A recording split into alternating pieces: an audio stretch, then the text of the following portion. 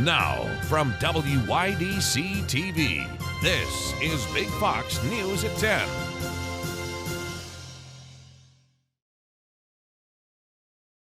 Thanks for joining us. I'm Anna Manuel. Corning will have its first ever Mother's Day market, hosted and organized by a mother and daughter themselves. Our Maggie Hall sat down with them to learn more about this event. This weekend, the barn here at Homestead Blessings and the space surrounding it will be full of local vendors and people coming to celebrate one thing: motherhood. I think this winter we got talking a lot about motherhood in general. Anna just had another baby, and I've had quite a few in the past. And so we were talking about the joys of motherhood and the trials of motherhood. And one thing that can be hard for a lot of women, mothers, women in general, even people with just a maternal spirit, can be Mother's Day.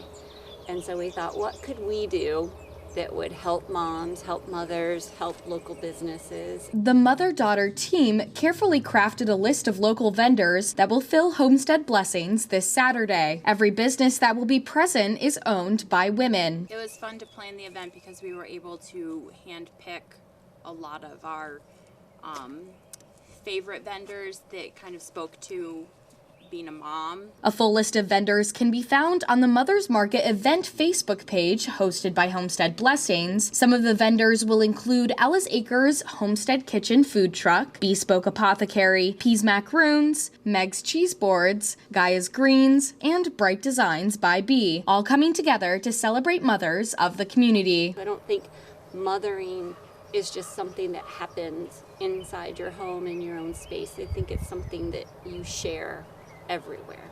Motherhood is all-consuming. It is exciting. It's adventurous. I think it's the most important job in the whole world. Celebrate the people in your life who do the most important job in the world by bringing them to the Mother's Day Market, happening this Saturday at Homestead Blessings from 11 to 3. Happy early Mother's Day. Maggie Hall, Big Fox News, Corning. One man in custody today after allegedly making terror threats against Robert Packer Hospital.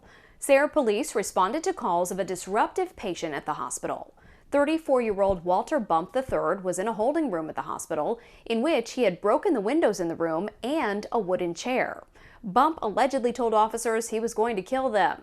As hospital staff and officers were trying to de-escalate the scene, they suffered minor injuries from glass shards. An estimate of damages at the hospital is $10,000.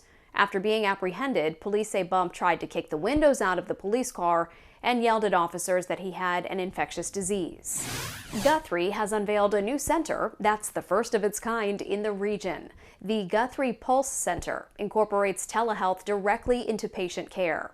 The Pulse Center is located within the Guthrie Big Flats Specialty and Rehabilitation Services building. Services at the center will include virtual ICU nurses, virtual medical and surgical nurses, critical care specialists, and more. The Ithaca Police Department has a new chief. Lieutenant Ted Schwartz was named acting chief of the department by Mayor Laura Lewis. Lieutenant Schwartz has been with the department since 2011. Prior to being named chief, he served as lieutenant of investigations. New York Congressman George Santos, infamous for making up parts of his life story, has been indicted on criminal charges. Anna Eliopoulos has the story. The web of lies around New York Congressman George Santos unravels. The Republican arrested Wednesday and taken to a federal courthouse on Long Island to face a 13-count indictment.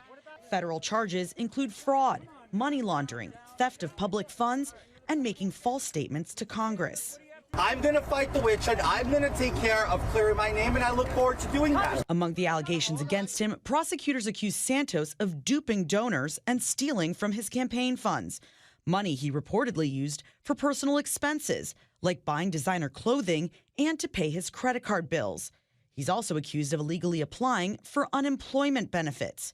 I don't understand where the government's getting their information, but I will present my facts. And again, you will not resign. I will not resign. For months, Santos has defied calls to step down after it was revealed he lied about his religion, his education, and his finances before being elected last fall. In America, there's a presumption of innocence, but there's serious charges. He's going to have to go through the legal process. However, at this stage, he is unlikely to get booted from Congress since he's only been indicted and not convicted. Santos has pleaded not guilty to the charges against him and was released on a $500,000 bond. In New York, Anna Eliopoulos, Fox News. A bipartisan group of senators is unveiling new legislation aimed at reforming America's security classification system to prevent mishandling of classified documents. Mike Emanuel has more. It's no secret the government has had a tough time keeping classified documents to itself lately, and now a group of senators is reaching across the aisle to find a rare area of bipartisan agreement: the need to reform America's security classification process. The bipartisan group unveiling several bills on Wednesday aimed at reducing overclassification and preventing mishandling of sensitive documents. We continue to vastly overclassify huge amounts of information, while at the same time not fully protecting our nation's most important secrets. Among the proposals in the new bills, fewer classified documents, a 25-year expiration date on most records, financial incentives for agencies who reduce the number of classified documents, and a security review of presidential records before they're taken home. That last provision follows revelations that both President Biden and former President Trump stored classified documents in non-secure areas. It also comes just weeks after a U.S. airman was arrested for allegedly posting classified material on the internet. Lawmakers say some 4 million people now have access to classified documents, which they say is far too many. This is important to our ability to govern ourselves, to the public's right to know, but also to protect our most important secrets. The legislation would also make the Director of National Intelligence responsible for overseeing the classification process for all government agencies. In Washington, Mike Emanuel, Fox News. The FDA is recommending the over-the-counter sale of birth control pills. A panel of federal health advisors voting unanimously in favor of drug maker Perrigo's request to sell the once-a-day pill without a prescription. If the FDA follows through, Perrigo's drug called Opill would be the first contraceptive pill to go from behind the counter to store shelves.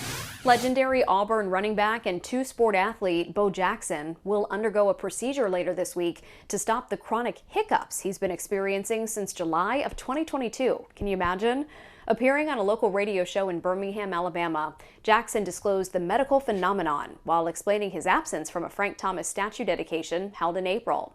He said he had skipped due to the chronic hiccups. He lamented that his doctor has been poking and prodding and that he's tried lots of traditional methods like scares and drinking water, but has had no success so far. Still ahead, we have your complete forecast. Plus, an independent panel of medical experts issuing new cancer screening recommendations for women. Why they're wanting to change the age to start getting mammograms from 50 to 40. Now, your Twin Tiers forecast from Big Fox. Good evening. Another day where it is very visible with the bright and clear skies that we do have across the Northeast. Having to see that smoke that's working its way through the atmosphere, you can see one of those plumes a little bit more dense there for more of the eastern portions of New York, and then another one there just across the far western portions of New York. So much of our area not disturbed too much by it, but you may have noticed some of that smoke making that sky not look as blue at times. But note that we are still staying underneath bright clear skies, not talking any really cloud cover passage, even noting that we have a little bit of more of a west-southwesterly wind. But what is in place is that we are almost centered over that high pressure system, and it is just holding on to the area, which is going to continue to bring us those summer-like skies and even feeling like summer as well, as temperatures will be on the upward climb. Getting a little hint of that southerly wind, especially as that high pressure system moves out, is what's going to continue to bring us some gorgeous weather. Now, we are going to see a little bit of a hiccup in the forecast, and that is going to be some showers on Saturday. Little to no accumulation expected with it, but note that it's going to be a small disturbance working our way through that forecast. But what is coming with that system is actually going to be a cold front throughout the day. And not going to be a frigid cold front, but what it will do is, again, shake up maybe a shower, but usher us back underneath the high pressure system. It's going to kick out a pretty strong chance for some rain showers and bring us back underneath the high pressure system with some seasonable sunshine. And we'll look at that setup that's going to be ahead of that here in just a moment. But first, rolling into the gorgeous conditions that are in place here, we have 77 degrees setting up for our Thursday, where 70 is about average for this time of the year. Pretty light winds, as mentioned. We have a high pressure system centered over the area. So across much of the region, it is all about the light winds and everybody climbing into those mid 70s, bringing us about 5 to 10 degrees above average. Now, as we head into that Friday forecast, we are heading into the 80s. Now, looking at the 80s, that is a very summer-like day. Make sure that you stay hydrated, a little bit of moisture in the atmosphere, a little bit of some of that summer stickiness around, and then you're also going to want to enjoy this. If you are a fan of the summertime heat, we're looking at that 7-day outlook and even 10-day outlook that we have a little bit of some touchdown in those temperatures to keep us closer to that average high of 70 degrees. So if you're a fan of the heat, enjoy it. But what is going to usher us into keeping us a little bit more seasonable is this high pressure system moves out. Here's your 2 areas of rain chances. Now, this rain chance into Friday morning is what's going to slide just to the south of us, but then there's a cold front just north of this banner here into Canada, and that's what's going to drop with that short wave, and that's what's going to initiate some shower chances, but then push us back underneath the high pressure system. So with that cold front, though, you just see a little bit of that downward trend in the temperature. A few of those scattered showers mentioned Saturday, but 68 degrees, not too bad for Mother's Day. At least it's going to be quiet, so getting outdoors is possible. And then into next week, we still have more times of some sunshine, but watching that those temperatures at times are going to trend a little bit cooler than average, as that extended forecast could keep us there at least into the middle of May.